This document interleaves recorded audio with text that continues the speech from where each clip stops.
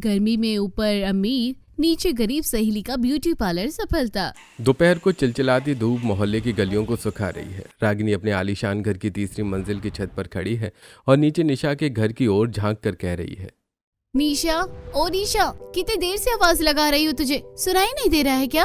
निशा अपने घर के नीचे वाले आंगन में पसीने से तरबतर होकर झाड़ू लगा रही है। अचानक रागिनी की आवाज सुनकर वो ठिठक जाती है।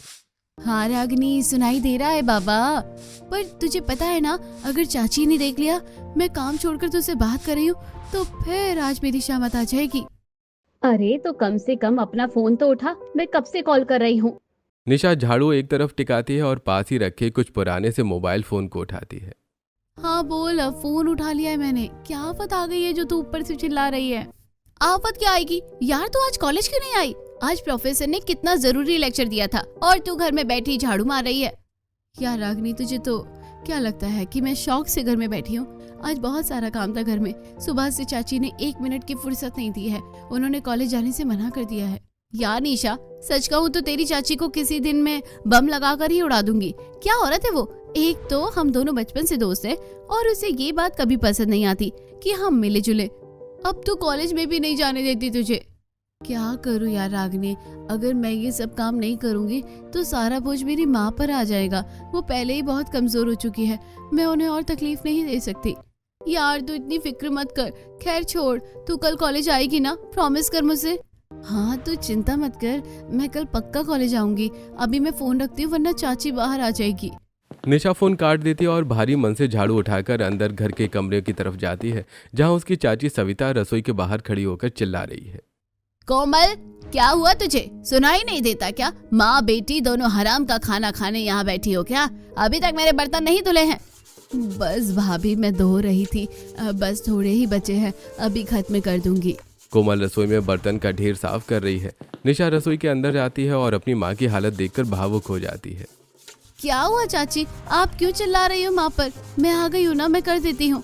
क्यों चिल्ला रही हो मतलब? अपनी माँ को देख ले, कितनी सुस्त है ये। तुम दोनों माँ बेटी मिलकर पूरे घर का काम वक्त पर भी नहीं कर पाती हो। सारा दिन बस नाटक करवा लो तुम लोगों से। चाची आप गुस्सा क्यों कर रही हो? माँ सुबह से लगी हुई है, मैं आ गई हूँ ना। अब आप जाओ, बाहर बैठो, मैं सब कर देती हूँ। ठीक है, जल्दी करिए सब, और फिर खाना जल्दी बना दे, सबको भूख लगी है। अगर खाना देर से बना तो मुझसे बुरा कोई नहीं होगा। सविता बड़बड़ाते हुए रसोई से बाहर चली जाती है। निशा अपनी माँ के पास जाकर उनके हाथ देखती है। माँ ये क्या हुआ? आपका हाथ कैसे कट गया? कुछ नहीं बेटा, वो चाकू धो रही थी तो अचानक फिसल गया और हाथ कट गया। तो फिक्र मत कर, ये तो रोज का है। अरे माँ, आप अपना ख्याल क्यों नहीं रखती? आपके सिवा इस दुनिया में मेरा है ही कौन? चलो आप उधर जाकर बैठो, मैं बर्तन धोती हूँ और खाना भी मैं ही बनाऊंगी। निशा अपनी माँ को जबरदस्ती वहाँ से हटाती है और खुद बर्तनों के ढेर को साफ करने लग जाती है। उसके बाद वो पसीने में लथपथ होकर सबके लिए खाना तैयार करती है। थोड़ी देर बाद घर के सभी लोग खाना खाने बैठते हैं। तभी निशा की चचेरी बहन सीमा खाना चक्कर कहती है। मम्मी देखो ना कि निशा कभी भी अच्छे से खाना नहीं बना सकती है क्या? देखो दाल में कितना नमक डाल दिया है इसने। हाँ मम्मी, और देखो मुझे गोभी बिल्कुल पसंद नहीं है, फिर भी इसने जानबूझकर गोभी बनाई है। ये चाहती है कि मैं भूखी रहूं। गवार, तुझे एक दाल बनानी नहीं आती? कोई भी काम तुझसे ढंग से नहीं होता है क्या? चाची मैंने तो नमक नाप कर ही डाला था, शायद गलती से ज्यादा हो गया होगा। गलतियाँ ही करती रहती है तू। चल जा जल्दी से और दूसरी सब्जी बना कर ले आ मेरे लिए। मैं ये गोभी नहीं खाने वाली। ठीक है रीमा, मैं अभी जाकर दूसरी सब्जी बना देती हूँ। निशा रसोई में जाकर फिर से चूल्हा जलाती है और रीमा के लिए अलग से सब्जी बनाकर लाती है और सीमा को परोस देती है। फिर वो एक तरफ खड़ी अपनी माँ से कहती है। माँ आप भी बैठो और खाना खा लो सबके साथ। कोई जरूरत नहीं है कोमल को अभी खाने की, हम सब खा लेंगे, उसके बाद ही तुम दोनों माँ बेटी खाना खाओगी। समझ में आया? जाओ यहाँ से। निशा और कोमल चुपचाप वहाँ से हट जाती है। जब सीमा, रीमा और सविता खाना खाकर उठ जाती हैं तो कटोरी में थोड़ी सी सब्जी देखकर निशा अपनी माँ से कहती है। माँ ये लो सब्जी, आप खा लो इसे। बेटा इतनी सी सब्जी अगर मैं खाऊंगी तो तू क्या खाएगी?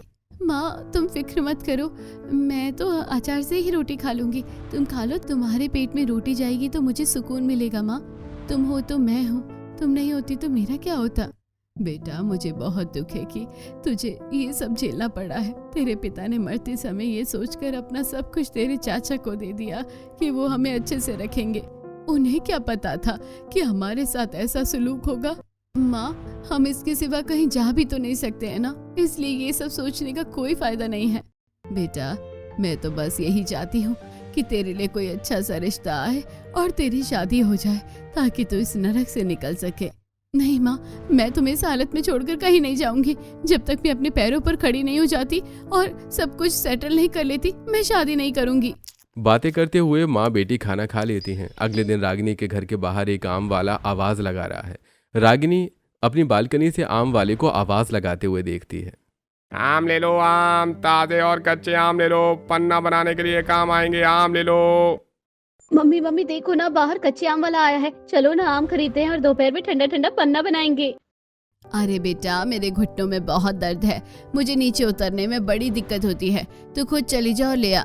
पर मम्मी, मुझे तो आम छांटना नहीं आता है, कहीं वो मुझे खराब आम ना दे दे। तभी रागिनी के पिता कमलेश वहां आते हैं और कहते हैं, अरे बेटा, तू क्यों फिक्र करती है, मैं चलूं तेरे साथ, मैं आम छांट दूंगा भाई। मेरी इकलौती बेटी के लिए मैं कुछ भी कर सकता हूँ, आम छांटना तो छोटी सी बात है। अरे नहीं पापा, आप रुकिए, वो देखिए नीचे बाहर आई है आम लेने, वो मेरी मदद कर देगी। हाँ, अब तो रागिनी को दुनिया में किसी की जरूरत नहीं है, इसकी सहेली नीचा जो आ गई है। जा बेटा, तू जा। रागिनी नीचे की ओर भागती है। तभी कमलेश नीलम से कहता है, कोमल की बेटी कितनी समझदार है ना, पर बेचारी की किस्मत खराब है।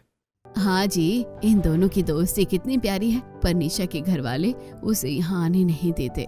अरे नीलम उसके पिता नहीं है ना, इसलिए उसके साथ उसके चाचा चाची को उसके साथ ऐसा व्यवहार करने का मौका मिल गया।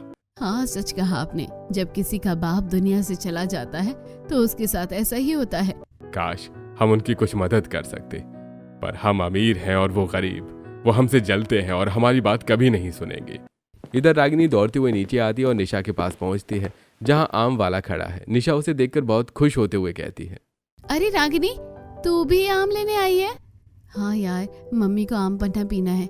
रागिनी, मेरे लिए भी अच्छे अच्छे वाले कच्चे आम निकाल देना। हाँ हाँ, क्यों नहीं, मैं अभी छाट देती हूँ। वैसे यार रागिनी, गर्मी में तो कच्चे आम के पन्ने की बात ही अलग होती है ना। हाँ यार, पर तू बहुत थकी हुई लग रही है, तेरी आंखें भी सूजी हुई हैं, क्या हुआ? यार क्या बताऊं, एक तो काम का बोझ और ऊपर से ये गर्मी। मेरे कमरे में तो पंखा भी नहीं है, रात भर गर्मी के मारे मुझे और माँ को नींद नहीं आती। क्या, पंखा भी नहीं है?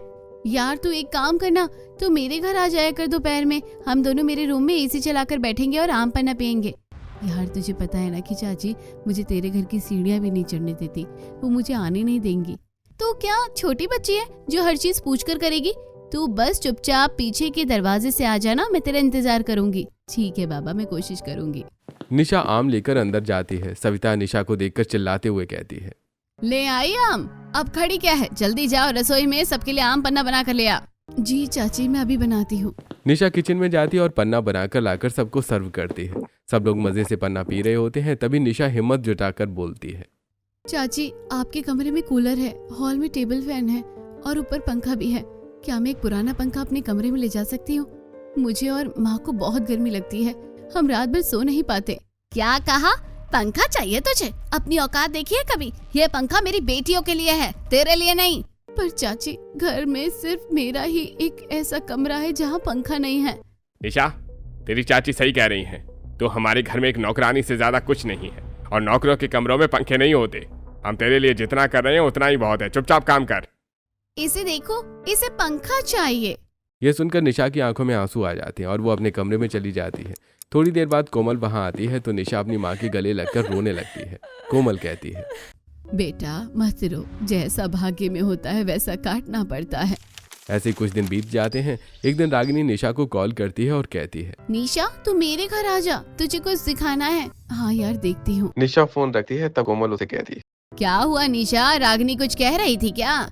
माँ, रागिनी ने मुझे अपने घर बुलाया है, वो कह रही थी कि कुछ दिखाना है। ठीक है बेटा, तू चली जा, तू पीछे के दरवाजे से निकल जाना ताकि किसी को पता न चले। दोपहर भर वहीं रुकना और शाम को आ जाना। ठीक है माँ, मैं जाती हूँ, शाम से पहले लौट आऊंगी। निशा चुपके से पीछे के दरवाजे से निकलती है और रागिनी के घर पहुंचती है। रागिनी उसे ऊपर कमरे में अपने ले जाती है। रागिनी के कमरे में एसी की ठंडक महसूस करके कहती है, यार रागिनी, तेरा रूम कितना ठंडा है, यहाँ तो गर्मी का एहसास ही नहीं हो रहा, वरना मेरा घर तो बहुत ही गर्म है। हाँ निशा, कमरे में एसी लगा है इसलिए ठंडक है। अच्छा बता, मुझे क्यों बुलाया? अरे बताती हूँ, इतनी जल्दी क्या है? तभी रागिनी की माँ वहाँ आती है और कहती है, अरे निशा बेटा, तू आ गई? कैसी हो बेटा? अच्छी हूँ आंटी, मैं तुम्हारे लिए ठंडी ड्रिंक लेकर आती हूँ। नीलम ऐसा कहकर चली जाती है और फिर निशा और रागिनी कमरे में बैठकर बातें करती हैं। कुछ देर बाद नीलम ड्रिंक लेकर आती है और उन्हें दे देती है, फिर चली जाती है। निशा काफ़ी देर वहाँ रहती है और फिर चुपचाप से अपने घर लौट आती है। अगले दिन सविता निशा से कहती है, ओ निशा, जल्दी कर, सबको तैयार होना है, पार्टी के लिए निकलने में देरी हो रही है। मम्मी, हमें तो अच्छे से तैयार होना है, पर समझ नहीं आ रहा कि मेकअप कौन करेगा। अरे रीमा, एक काम करते हैं कि निशा है ना, इससे मेकअप करवाते हैं। ये गंवार, ये कैसे मेकअप करेगी? अरे तुझे पता नहीं है कि ये 24 घंटे घर में वाईफाई का इस्तेमाल करके मेकअप के वीडियो ही देखती रहती है। जब ये कॉलेज जाती थी तब भी यही करती थी और अब भी यही करती है। वीडियो देखने से कोई मेकअप करना थोड़ी ना सीख जाता है। अरे यार, इतना वीडियो कोई देखेगा तो कुछ तो आ ही जाएगा। मैंने सुना था कि ये मेकअप का कोर्स करना चाहती है, पर माँ ने इसे मना कर दिया था। अब इसका टैलेंट हमारे काम आएगा। यही सोचकर सीमा और रीमा निशा के कमरे में जाकर निशा से कहती हैं, निशा सुन ना, आज मोहल्ले में पार्टी है ना, क्या तू हमारा मेकअप कर देगी? क्या मेरा मतलब? हाँ, क्यों नहीं, मैं कर दूंगी। निशा बहुत खुश हो जाती है। वो रीमा और सीमा का मेकअप करना शुरू करती है। वो बहुत बारीकी से उनका मेकअप करती है। ठीक ही किया है, बहुत अच्छा तो नहीं पर काम चल जाएगा। हाँ, ठीक ठाक लग रहा है। सीमा और रीमा अपने कमरे में आकर आईने में खुद को देखती हैं और मुस्कुराती हैं। निशा ने कितना गजब का मेकअप किया है। तभी सविता कमरे में आती है और अपनी बेटियों को देखकर दंग रह जाती है। अरे ये मेकअप किसने किया? तुम दोनों तो बहुत ही सुंदर लग रही हो। माँ, ये निशा ने किया है। वो गंवार इतना अच्छा मेकअप करती है, मुझे यकीन नहीं हो रहा। तभी कोमल भी वहाँ आ जाती है और सविता की बात सुनकर कहती है, हाँ भाभी, निशा को बचपन से ही मेकअप करने का बहुत शौक है। दूसरी तरफ रागिनी के घर में भी पार्टी की तैयारी चल रही है। रागिनी बेटा, जल्दी तैयार हो जा, पार्टी के लिए देर ही हो रही है। मम्मी, मुझे समझ नहीं आ रहा कि मैं खुद से मेकअप कैसे करूं। मैं पार्लर में जाकर तैयार होकर आती हूँ। ठीक है बेटा, जैसी तेरी मर्जी। रागिनी पार्लर जाती है और बहुत महंगा मेकअप करवा कर आती है और फिर अपनी माँ से कहती है, मम्मी देखो कैसा लग रहा है मेरा मेकअप। बहुत अच्छा लग रहा है बेटा, तू तो परी लग रही है। थोड़ी देर बाद वो लोग पार्टी में जाते हैं। निशा के घर वाले भी वहाँ खड़े मेहमानों से बातें कर रहे थे। मौका देखकर रागिनी चोरी से निशा को कॉल करती है और फिर, निशा इधर आना, इस किनारे। निशा सबसे नजरें बचाकर किनारे जाती है और कहती है, रागिनी, तू भी यहाँ इस पार्टी में आई है? हाँ यार, पर तू ये बता, रीमा और सीमा का मेकअप किसने किया? वो दोनों बहुत चमक रही है। वो मेकअप मैंने ही किया है रागिनी। क्या? इतना शानदार मेकअप? सच कह रही है? देख तो, मैं इतने पैसे देकर पार्लर से करवा कर आई हूँ और तूने घर पर ही इतना अच्छा कर दिया। हाँ यार, तुझे पता है ना, मुझे मेकअप करना बहुत पसंद है। यार निशा, मुझे तो आज ब्यूटिशियन को देखकर ऐसा लग रहा था कि वो मुझे भी मेकअप आर्टिस्ट बनाना चाहती है। वैसे भी कॉलेज खत्म होने वाला है, रिजल्ट आने ही वाला है, उसके बाद कुछ ना कुछ तो करना ही होगा। मैं भी घर में बात करूंगी ब्यूटिशियन का कोर्स करने की। यार मुझे भी करना है, पर चाची कभी नहीं मानेगी। तभी रीमा और सीमा उन दोनों को बात करते हुए देख लेती हैं और अपनी माँ को बताती हैं। मम्मी देखो, निशा रागिनी से बात कर रही है। निशा इधर आ। निशा डरते हुए सविता के पास जाती है। तू यहाँ दोस्ती निभाने के लिए आई है क्या? तू तो कहीं ले जाने लायक भी नहीं है, बहुत ज्यादा पंख निकल आए हैं तेरे। चल घर, तुझे अभी बताती हूँ। अब जाने भी दो ना भाभी, वो उसकी कॉलेज की सहेली तो है। कोमल तू चुप रह, तूने ही इसे बिगाड़ कर रखा हुआ है। पार्टी खत्म होती है और सब घर वापस आते हैं। तब महेश कहता है, चलो हम तो सोने जा रहे हैं, बहुत थक गए हैं। तुम सब जाओ सोने, पर ये निशा सोने नहीं जाएगी। क्यों चाची? ये तेरी सजा है कि तू अभी इसी वक्त पूरे घर के जाले निकालेगी, पूरे घर की सफाई करेगी और पूरी रात घर में पोछा लगाएगी। जब तक सारा घर चमक न जाए तू नहीं सोएगी। भाभी ऐसा मत करो, वो भी थक गई है, वो भी तो आपकी बेटी जैसी है। तू ज्यादा मत बोल कोमल, ये सजा इसे भुगतनी ही होगी। सविता सबको लेकर सोने चली जाती है। तब निशा अपनी माँ से कहती है, माँ आप जाकर सो जाओ, मैं कर लूंगी। नहीं बेटा, मुझे कैसे नींद आएगी, मैं भी तेरे साथ काम करवाऊंगी। पूरी रात निशा और कोमल घर की सफाई करते हैं, जाले निकालते हैं। फिर निशा पोछा लगाती है। निशा पोछा लगाते लगाते बहुत थक जाती है और सुबह के 4 बजे फर्श पर ही सो जाती है। सविता सुबह बाहर आते ही निशा को लात मारती है और कहती है, ये क्या नाटक है? चाची बस मेरा काम हो ही गया था तो नींद आ गई थी। चल अब उठ, नाटक बंद कर और जाकर रसोई में खाना बना सबके लिए। निशा भारी मन से रसोई में जाती है और खाना बनाती है। ये सब देखकर कोमल मन ही मन कहती है, हे भगवान, मेरी बेटी को इतना कामयाब कर दे कि उसे इन लोगों की कभी जरूरत ही ना पड़े। ऐसे कुछ दिन बीत जाते हैं। अब निशा और रागिनी दोनों का रिजल्ट आ चुका था और दोनों पास भी हो चुकी थी। एक दिन निशा अपने कमरे में बैठी थी, गर्मी के मारे उसका हाल खराब था। तभी रागिनी का कॉल आता है और वो कहती है, निशा, बहुत ही बड़ी खुशखबरी है यार। मैंने अपने मम्मी पापा से बात कर ली है, वो मेरे लिए ब्यूटी पार्लर खुलवाने को तैयार हो गए हैं। सच में ये तो बहुत अच्छी बात है रागिनी, तू तो बहुत खुश होगी।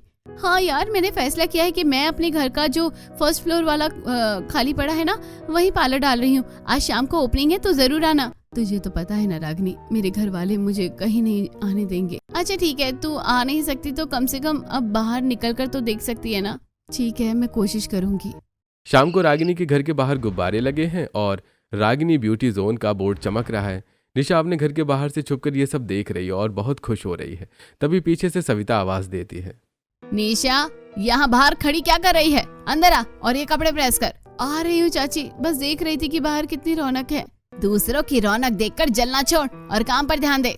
निशा अंदर आती है और ऐसे कुछ दिन बीत जाते हैं और रागिनी का पार्लर चलने लगता है। उसे देखकर एक दिन रीमा और सीमा अपनी माँ से बोलती हैं, मम्मी, इस निशा को घर में बिठाकर खिलाने से अच्छा है कि इसे कहीं काम पर लगा दो ना।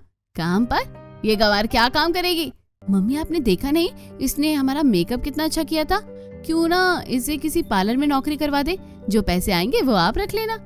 विचार तो बुरा नहीं है, मुफ्त की रोटियां तोड़ती है, कम से कम कुछ पैसे तो घर में आएंगे।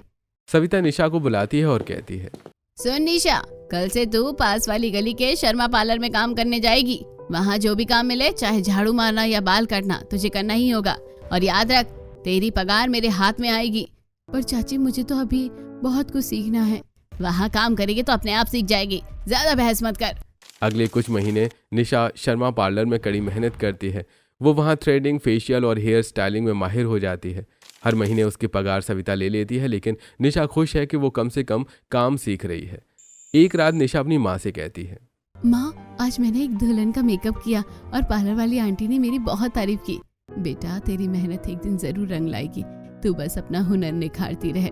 निशा की बात महेश दरवाजे के पीछे खड़ा सुन लेता है। उसके दिमाग में पैसों का लालच जाग जाता है। वो सविता के पास आता है और कहता है, सविता, मैंने सोचा है कि निशा दूसरे के पार्लर में काम करती है, क्यों ना हम अपने घर के बाहर वाली छोटी दुकान में निशा का ही पार्लर खुलवा दें। पर उसके लिए सामान और कुर्सी का खर्चा हम क्यों उठाएंगे? अरे वो पुराना सामान में कबाड़ में सस्ते में ले आऊंगा, बस इसे बिठा देंगे, कमाई तो अपनी होगी ही। ये सुनकर सविता बहुत खुश हो जाती है। इस तरह निशा का अपना एक छोटा सा ब्यूटी पार्लर खुल जाता है। अब रागिनी का पार्लर ऊपर फर्स्ट फ्लोर पर है और निशा का पार्लर ठीक नीचे गली की एक छोटी दुकान में। निशा रागिनी को फोन करती है और कहती है, रागिनी देख, अब हम दोनों का पार्लर आमने सामने है, मैं नीचे और तू ऊपर। ये तो बहुत अच्छा हुआ निशा, अब हम एक दूसरे की मदद भी कर पाएंगे। कुछ दिन बीतते हैं, दोनों का काम अच्छा चल रहा है। एक दोपहर रागिनी निशा को कॉल करके कहती है, निशा यार, मेरे पास एक क्लाइंट बैठी है और मेरा आई शेडो पैलेट गिरकर टूट गया। क्या तेरे पास ब्लू शेड वाला पैलेट है? हाँ है ना, पर मैं ऊपर कैसे आऊँ? चाची बाहर बैठी है। तो एक काम कर, मैं ऊपर से डोरी में बांध कर एक खाली बाल्टी नीचे लटका रही हूँ, तू चुपचाप उसमें पैलेट रख दे और मैं खींच लूंगी। आइडिया तो गजब है, रुक मैं अभी डालती हूँ। रागिनी ऊपर से बाल्टी लटकाती और निशा उस बाल्टी के पास आकर उसमें अपना आई शेडो पैलेट रख देती है। रागिनी उसे धीरे धीरे ऊपर खींच लेती है। तभी सविता वहां आती है और निशा से कहती है, क्या कर रही है तू यहाँ बाहर? कुछ नहीं चाची, बस देख रही थी कि कोई ग्राहक आ रहा है क्या। ग्राहक आएगा तो घंटी बजेगी, तू अपना काम कर। निशा पार्लर के अंदर चली जाती है। ऐसे कुछ दिन बीत जाते हैं। एक दिन रीमा और सीमा आपस में बातें करते हुए, सीमा, तूने देखा निशा का पार्लर तो रागिनी से भी ज्यादा अच्छा चल रहा है। मोहल्ले की औरतें अब उसी के पास आती है। हाँ, और वो रागिनी भी इसकी कितनी मदद करती है। हमें इन दोनों की दोस्ती तोड़नी होगी, तभी मजा आएगा। उधर दोपहर का समय है, गर्मी बहुत ज्यादा है। निशा अपने पार्लर में पसीने से बेहाल अपनी माँ से कहती है, माँ, बहुत प्यास लगी है, फ्रिज का ठंडा पानी भी खत्म हो गया है। रुक जा बेटा, मैं मटके का पानी लाती हूँ। तभी गली में एक कुल्फी वाला आता है। रीमा और सीमा बाहर निकलकर मजे से कुल्फी खाने लगती हैं। निशा उन्हें खिड़की से देखती है। काश मैं भी एक कुल्फी खा पाती, पर पैसे तो सब चाची के पास है। तभी रागिनी का फोन आता है। निशा, मेरी मम्मी ने आज घर पर मैंगो कुल्फी बनाई है। मैं बाल्टी में 2 डब्बे डालकर रख रही हूँ, तू और आंटी मजे से खाना, पर ध्यान से चाची ना देख ले। शुक्रिया रागिनी, तू सच में मेरा बहुत ख्याल रखती है। रागिनी बाल्टी नीचे भेजती है और निशा पास आकर कुल्फी के डिब्बे निकाल लेती है। वो और वापस पार्लर में जाकर अपनी माँ के साथ बैठकर कुल्फी खा रही होती है कि तभी सविता आ जाती है। ये क्या हो रहा है यहाँ? ये कुल्फी कहाँ से आई? चोरी के पैसे से खरीदी है क्या? नहीं चाची, वो रागिनी ने भेजी थी। ये देखकर सविता निशा को एक थप्पड़ मारती है और कहती है, तेरी हिम्मत कैसे हुई उससे खैरात लेने की? मैंने मना किया था ना उससे रिश्ता रखने को। भाभी, बच्ची है, खा ली तो क्या बुराई है। तू चुप रह कोमल, इसकी जुबान बहुत चलने लगी है। आज के बाद अगर रागिनी से कुछ भी लिया तो तेरी खैर नहीं। ऐसा कहकर सविता वहां से चली जाती है। तब निशा अपनी माँ से कहती है, माँ, क्या हम हमेशा ऐसे ही जुल्म सहते रहेंगे? नहीं बेटा, मैं तुझे इस हाल में ज्यादा दिन नहीं रहने दूंगी। तू बस अपने पार्लर पर ध्यान दे, यही हमारी आजादी का रास्ता है। अगले दिन रीमा और सीमा रागिनी के पार्लर में थ्रेडिंग के बहाने आती हैं और कहती हैं, रागिनी यार, तेरा पार्लर तो बहुत ही क्लासिक है। सुना है निशा भी बहुत अच्छा काम कर रही है। हाँ, वो बहुत मेहनती है और उसका काम भी बहुत अच्छा है। बातें करते हुए नजरें बचाकर सीमा चुपके से काउंटर पर रखी कस्टमर लिस्ट की डायरी चुराकर अपने बैग में डाल लेती है। फिर कहती है, ठीक है, हम चलते हैं। ऐसा कहकर दोनों घर आ जाती हैं। घर आकर रीमा और सीमा अलग अलग सिम कार्ड से रागिनी के ग्राहकों को फोन करना शुरू करती हैं और कहती हैं, नमस्ते, मैं निशा ब्यूटी पार्लर से बोल रही हूँ। आप रागिनी के यहाँ जाती है ना? मत जाइएगा, वो बहुत घटिया और एक्सपायर्ड प्रोडक्ट यूज करती है। आप मेरे यहाँ आइए, मैं आपको आधे दाम में सर्विस दूंगी। एक एक करके वो रागिनी के सभी खास ग्राहकों को भड़का देती हैं। धीरे धीरे रागिनी के ग्राहक कम होने लगते हैं और उसे समझ नहीं आता कि क्या हो रहा है। एक दिन रागिनी की एक कस्टमर पार्लर आकर उससे कहती है, रागिनी, मुझे लगा था तुम और निशा सहेलियां हो, पर वो तुम्हारी बहुत बुराई कर रही है। कह रही है कि तुम घटिया एक्सपायर प्रोडक्ट यूज करती हो और तो और वो मेकअप तुमसे आधे पैसे में ही करके दे रही है, इसलिए तुम्हारे सारे कस्टमर अब वहीं जाते हैं। क्या निशा ने ऐसा किया? नहीं, ये मुमकिन नहीं है। अरे उसने मुझे खुद फोन किया था। ये सारी बातें सुनकर रागिनी का दिल टूट जाता है। उसे यकीन नहीं होता कि उसकी बचपन की सहेली उसके साथ ऐसा कर सकती है। निशा, तू इतनी गिर जाएगी मैंने कभी नहीं सोचा था। मेरी अमीरी से तुझे इतनी जलन थी। अगले दिन जब निशा बाहर आती है और रागिनी को पुकारती है तो रागिनी, ओ रागिनी, सुन तो। रागिनी अपनी बालकनी से निशा को देखती है और बिना कोई जवाब दिए अंदर चली जाती है। निशा वहीं खड़ी रह जाती है। उसे समझ नहीं आता कि रातों रात क्या बदल गया।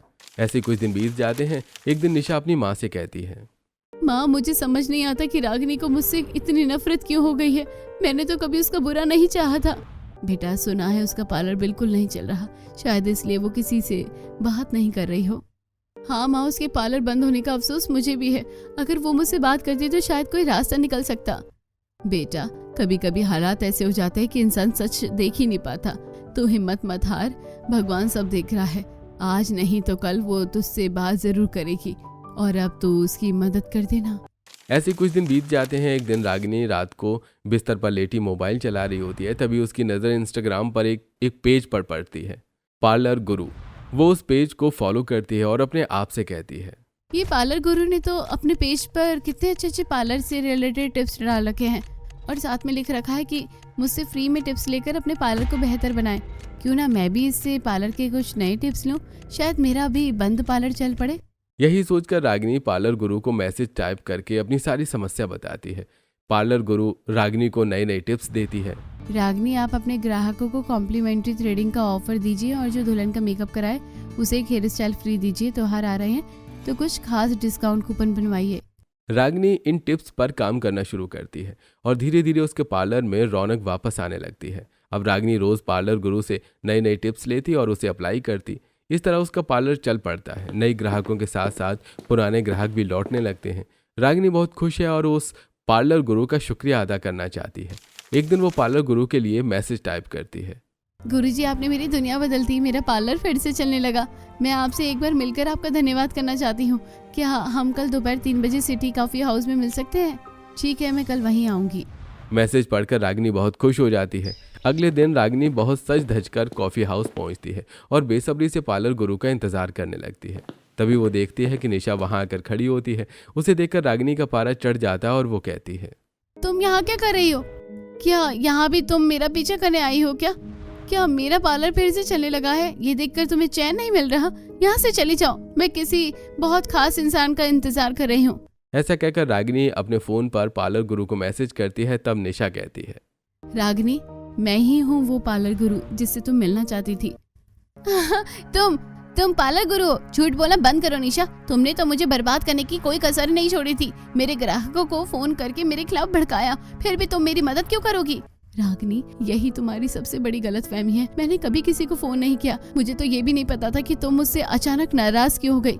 मैंने पार्लर गुरु बनकर तुम्हारी मदद इसलिए की क्योंकि मैं अपनी सहेली को हारते हुए नहीं देख सकती थी। निशा अपना फोन निकालती है और रागिनी और अपनी चैट रागिनी को दिखाती है। ये देखकर रागिनी के होश उड़ जाते हैं और वो कहती है, निशा, ये सब तो वो मैसेज तूने भेजे थे, पर वो फोन कॉल सब ग्राहकों ने कहा कि तुमने फोन उन्हें किया था। रागिनी, क्या तुझे सच में लगता है कि मैं ऐसा कर सकती हूँ? हम बचपन के दोस्त हैं। मुझे पूरा यकीन है कि ये सब रीमा और सीमा की चाल है। उन्हें हमारी दोस्ती और मेरी थोड़ी बहुत तरक्की से जलन थी। उन्होंने ही हमारे बीच में ये जहर घोला है। मुझे माफ कर दे निशा, मैं कितनी बेवकूफ थी जो दूसरों की बातों में आ गई। सच कहा है किसी ने, सच्चे दोस्त कभी किसी के भड़काने से नहीं भड़कते, पर कमजोर पड़ गई थी मैं। तो ही मेरी सबसे अच्छी दोस्त है। कोई बात नहीं रागिनी, अब सब ठीक है। तू मेरी सहेली थी और हमेशा रहेगी। तभी निशा के पास उसकी माँ का फोन आता है और वो कहती है, निशा बेटा, तू जल्दी घर आ जा।